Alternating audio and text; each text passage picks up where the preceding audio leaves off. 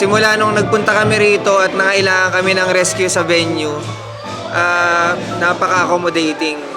So, nung nagpunta kami kasi actually dapat sa ibang venue kami, which is yung garden settings namin, hindi nag-materialize kasi ang pangit ng weather.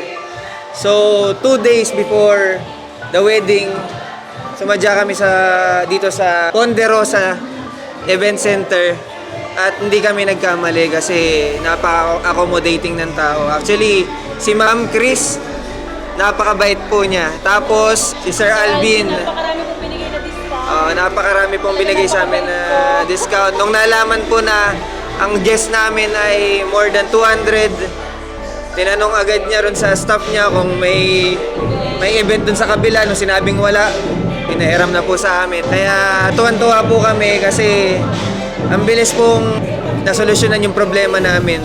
Dito lang, malapit lang sa amin.